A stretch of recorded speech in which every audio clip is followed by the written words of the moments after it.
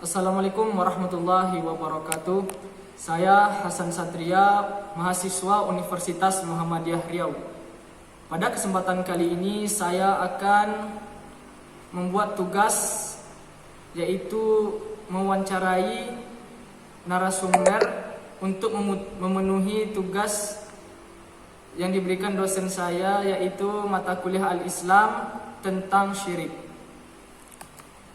Di samping saya telah ada narasumber, yaitu Ustadz Nofrizal.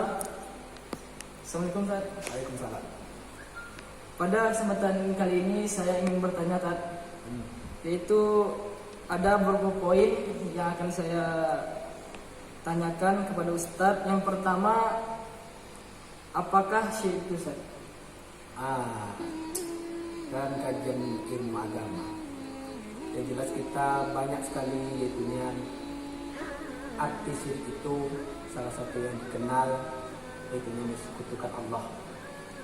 Artinya mensekutukan Allah itu kita meminta bukan selain kepada Allah. Jadi otomatis Allah itu menjadi sebuah orang yang kedua bagi kita.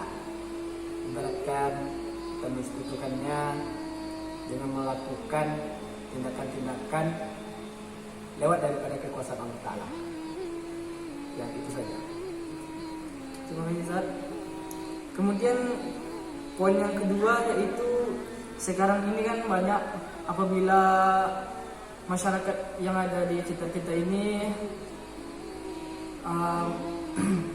terjadi musibah, terjadi apa, mereka banyak yang meminta kepada orang pintar atau yang dikenal dengan dukun, ibarat. Apakah dengan meminta bantuan mereka itu termasuk perbuatan syirik? Baiklah, kami akan menjawab. Kalau kita meminta kepada dukun atau meramal, tetapi kita tidak meminta duluan kepada Allah Subhanahu wa Ta'ala, tidak meminta doa atau berusaha, tapi kita meminta kepada dukun agar kita bisa terwujud dengan cepat. Contoh, di dalam sebuah tradisi, dalam orang meramalkan yang perlu kita kenal, yaitunya tentang zodiak atau libra atau sejenis yang lainnya kayak di Eropa. Mereka lihat dia, apakah kelahiran kamu seperti zodiak kah, libra kah. Jadi mereka itu meramalnya. Otomatis mereka itu melihat dari segi bagaimana kehidupannya ke depan. Contohnya mereka itu melihat dari segi kehidupannya ke depan tuh, mereka yakin dengan ramalan-ramalan ini. Mereka yakin, otomatis yakinnya tuh rizkinya tuh sudah dijamin. Ibaratkan dia bulan ini pasti dia akan jadi orang kaya. Di bulan ini dia akan sehat selalu. Dan di bulan ini mereka akan selalu kuat atau gimana. Jadi otomatis mereka itu lebih percaya daripada ramalan itu daripada Tuhan mereka sendiri. Otomatis kalau kita kepada Allah Subhanahu wa Ta'ala kita mempercayai seperti itu sudah termasuk syirik juga. Jadi hukumnya lebih baik kita tinggalkan. Lebih baik kita tinggalkan daripada kita melakukan seperti itu. Kalau kita meminta kepada dukun, minta pertolongan, namun kita tidak ada pelantaraannya sesuai dengan syariat Islam.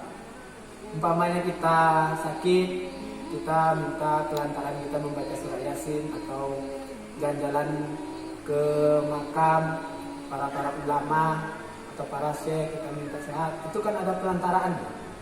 Jadi itu termasuk syirik? Enggak, itu tidak termasuk syirik. Karena kita bertawasul kepada orang yang kita minta tadi, bukan kita meminta kepada dia. Jadi kita bukan tergantung kepada dia. Jadi kita hanya bertawasul, meminta itu lewat dia. Mudah-mudahan Allah akan mengabul apa yang kita inginkan. Jadi lebih baik kita menghindari yang namanya percaya dengan ramalan, percaya dengan dukun, ataupun tradisi-tradisi yang membuat kita terjerumus daripada kesyirikan. Ustaz. Kemudian poin yang ketiga, Ustaz. Bagaimana kita selaku masyarakat ini mencegah hal-hal yang menyerumuskan kita kepada kesyirikan itu? Kalau masalah mencegah itu tergantung daripada keimanan kita sendiri.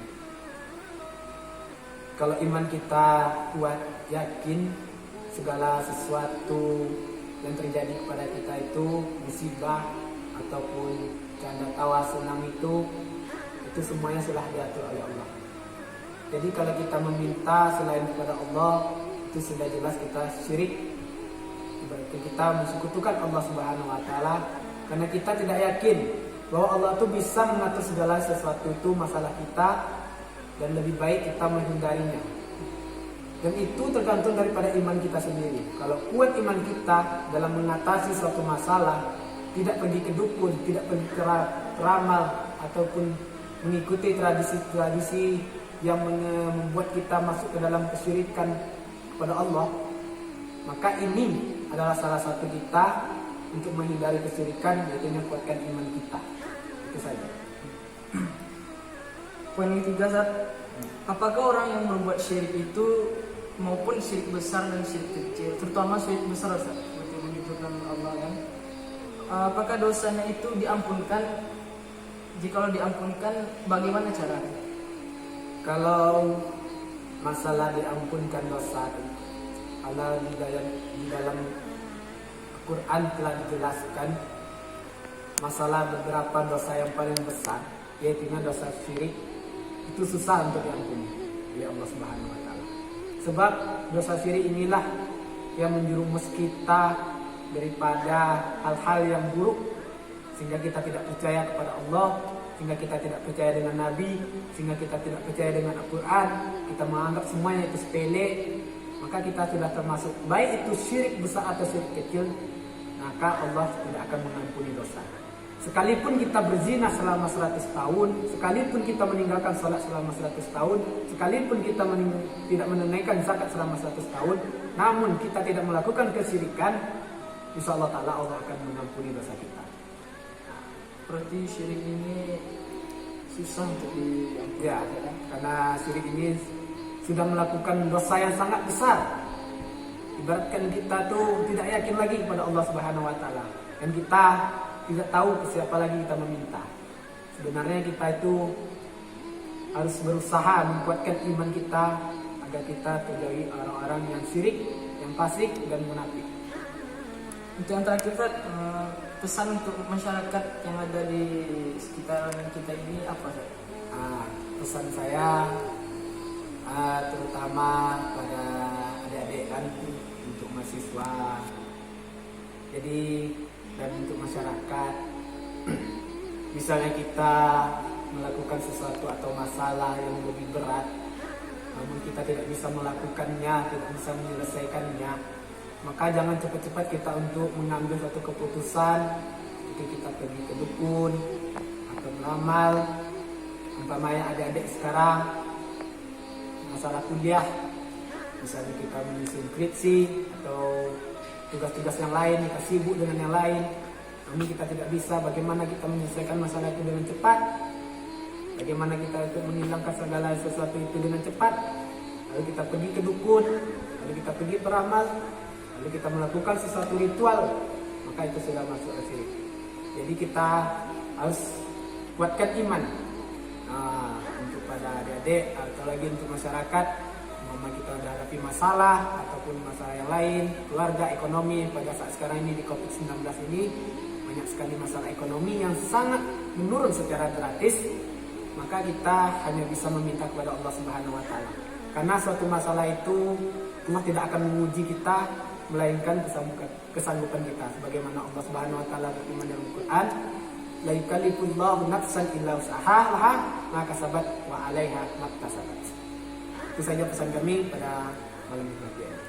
Terima kasih, Ustaz, atas waktunya sebagai orang yang telah saya wawancarai. Ya, mungkin itu saja wawancara saya dengan Ustadz Nofrizal tentang syirik. Sekian wawancara saya ini. Lebih dan kurang saya mohon maaf. Akhir kalam, assalamualaikum warahmatullahi